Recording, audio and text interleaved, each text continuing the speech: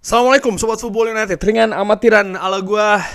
Ya, hari Ahad nanti Manchester United akan tandang ke Luton Town, akan menghadapi tuan rumah Luton. Manchester United di beberapa pertandingan terakhir, atau tepatnya di tahun 2024 ini kan sangat luar biasa. Kenapa gue bilang sangat luar biasa? Karena penampilannya jika dibandingkan dengan awal-awal kompetisi ini jelas berbeda. Manchester United akan menuju ke Kenilworth Road di Luton, yang letaknya dekat London ya. Sebenarnya nih kota yang ya kecil sih ya. Stadionnya juga mungkin Sobat Football nanti sudah tahu, sangat berhimpitan sekali dengan perumahan, penduduk di sekitar sana. Tapi kalau melihat dari yang dilakukan oleh Luton sampai dengan saat ini, ya mereka berada di luar zona degradasi. Dan ini menurut gua situasi yang bagus bagi Luton sampai dengan sejauh ini. Artinya mereka masih terhindarkan dari degradasi. Walaupun di posisi bawah Luton itu kan ada Everton, selisih 1 poin saja, dan Everton kan kena pengurangan 10 poin. Tapi ya apapun itu, menurut gua apa yang diraih oleh Luton sampai dengan sejauh ini cukup bagus. Balik lagi, bagaimana dengan Manchester United? Ini adalah Manchester United di tahun 2024, dimulai dari bulan Januari. Manchester United belum pernah terkalahkan, sekali seri ketika menghadapi Tottenham Hotspur di Old Trafford. Dan ingin gue ulangi lagi ya, bagaimana Manchester United yang mampu mencetak gol, bahkan sampai dengan sejauh ini setiap pertandingan mereka rata-ratanya 2, sekian golnya. Ini membuktikan problem di paruh pertama musim Manchester United di Premier League utamanya ini, kalau gue bisa bilang sih sudah tersolusikan. Mereka mampu mencetak gol, dan karena mereka mampu mencetak gol, maka mereka mampu meraih kemenangan. Dan ketika mereka mampu meraih kemenangan, maka ini akan meningkatkan situasi psikologi, karakter tim semakin muncul. Dan tentu saja secara overall, secara keseluruhan, ini merupakan atmosfer yang positif di skuad Erik ten Hag. Bagaimana dengan Luton? Ini merupakan Luton di tahun 2024. Luar biasa juga menurut gue untuk tim sekelas Luton. Mereka baru meraih 1 kekalahan di pertandingan terakhir menghadapi Sheffield United di Luton ya, artinya ketika mereka tampil di kandang sendiri. Sebelumnya mereka tidak pernah meraih kekalahan ya, atau menderita kekalahan. Mereka meraih 3 kemenangan dan 3 seri.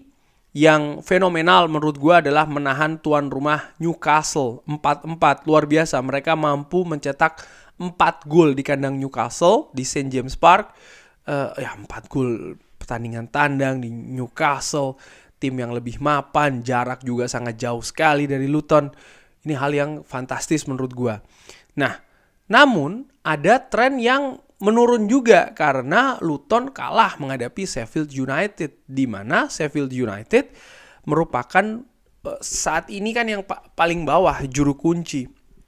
Sehingga gua menilai ada semacam kayak konsistensi nih, memasuki periode inkonsistensi dari Luton.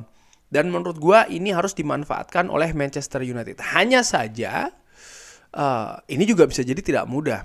Bagaimana tim seperti Luton ya, ketika menghadapi tim yang lebih bagus dari sisi teknisnya, lebih besar dari ukuran klubnya, biasanya mereka berusaha untuk mengimbangi dari 2 hal. Nomor 1 adalah dari spirit.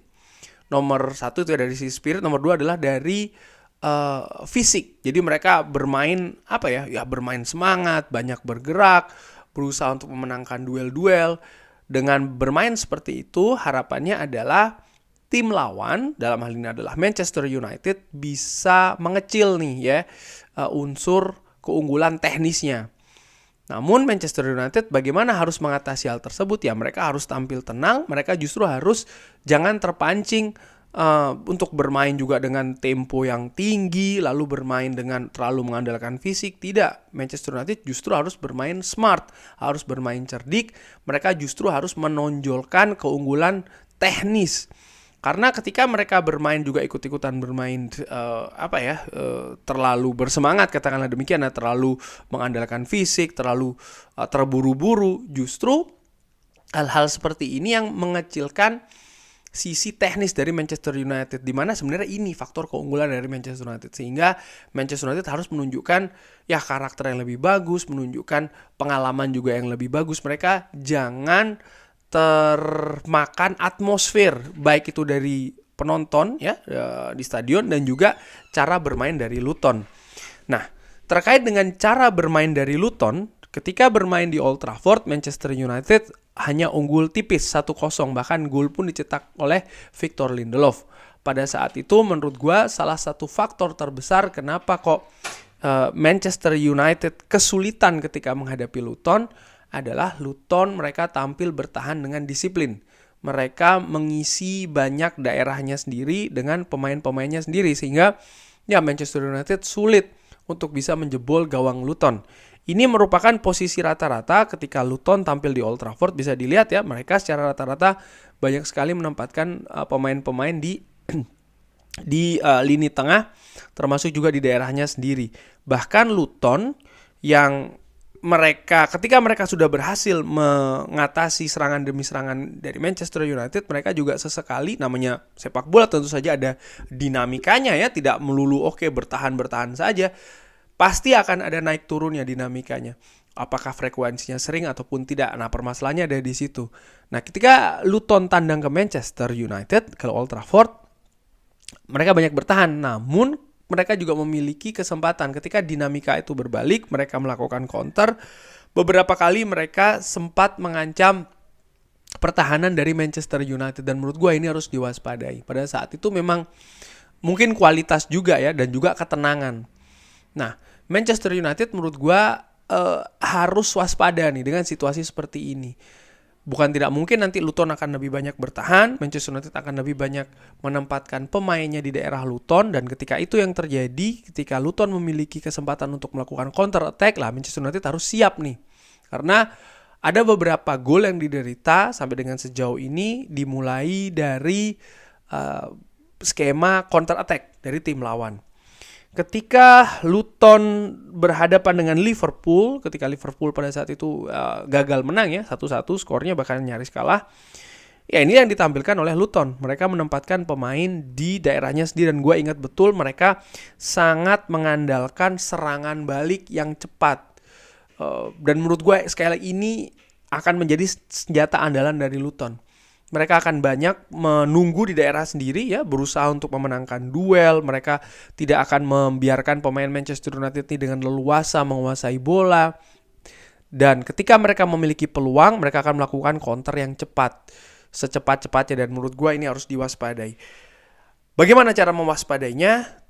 Tentu saja dimulai dari formasi, sistem permainan, siapa-siapa saja yang akan diturunkan. Kabar yang didapatkan dari pertandingan terakhir, Luke Shaw ini kan ditarik karena pencegahan cedera, karena ada keluhan ya kan di istirahat antara babak pertama babak kedua, sehingga pada saat itu ditarik lah, diganti oleh Victor Lindelof. Bagaimana di pertandingan nanti, akankah Victor Lindelof yang diturunkan? Gua harapkan ini yang akan ditampilkan oleh Erik ten Hag. Andre Onana, lalu center back Ravel Varane dan juga Maguire. Untuk posisi bek kanan dan bek kiri, gua berpikir untuk menempatkan Diogo Dalot di kiri.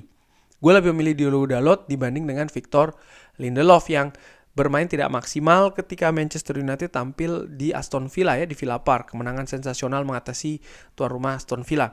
Lalu di kanan gue justru berpikir untuk menempatkan Willy Kambuala yang juga di beberapa kesempatan sudah diberikan menit bermain, termasuk juga menempati posisi bek kanan. Mungkin Willy Kambuala tidak akan sering untuk melakukan overlap, karena gue menilai kemampuan menyerang dari Willy Kambuala termasuk juga transisi ini nampaknya belum bagus-bagus banget, tidak sebagus Diogo Dalot, sehingga mungkin Manchester United akan lebih mengandalkan serangan dari sisi sebelah kiri, terutama ketika melibatkan overlap dari bek sayap. Selebihnya sama ya, Casemiro, Garnacho, Bruno Fernandes, Marcus Rashford, Rasmus Højlund. Yang gue rubah satu adalah Christian Eriksen. Kenapa gue pikir untuk menempatkan Christian Eriksen? Karena tadi gue katakan Luton akan menempatkan banyak pemainnya di daerah sendiri. Luton akan berusaha untuk bermain agresif. Manchester United butuh pengalaman, Manchester United butuh pemain kreatif juga, Manchester United butuh kombinasi ya, dan juga ya umpan-umpan bagus dari lini tengah.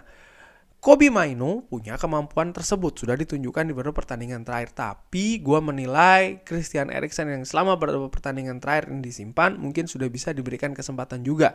Christian Eriksen memiliki pengalaman dan juga kemampuan untuk melakukan atau memberikan kreativitas ya di lini tengah untuk membongkar pertahanan dari Luton yang gue perkirakan akan tampil sangat ketat dan disiplin di belakang.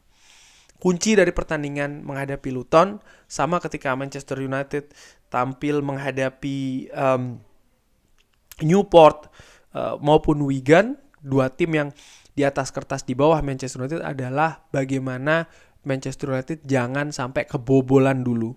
Manchester United harus mencetak gol dulu, karena kalau Manchester United bisa mencetak gol duluan, ini sangat penting, faktor mental dan juga moral. Luton tentu saja pasti akan ibarat memasang kuda-kuda, mereka akan bertahan dulu. Dan kalau mereka ketinggalan duluan, mau tidak mau mereka harus membuka tuh pertahanannya. Mereka tidak bisa terlalu rapat. Dan kalau situasi ini bisa diciptakan, artinya Manchester United bisa mencetak gol duluan, gue berpikir selanjutnya akan cenderung lebih mudah dibandingkan kalau Luton yang mencetak gol duluan. Ketika Luton mencetak gol duluan, maka mereka akan bertahan selanjutnya akan lebih rapat lagi. Kurang lebih demikian bagaimana menurut Sobat Football United. Ada perkiraan formasi yang berbeda, harapan yang berbeda, tidak masalah, sampaikan secara sopan. Jangan lupa like, subscribe. Wassalamualaikum warahmatullahi wabarakatuh. Thank you.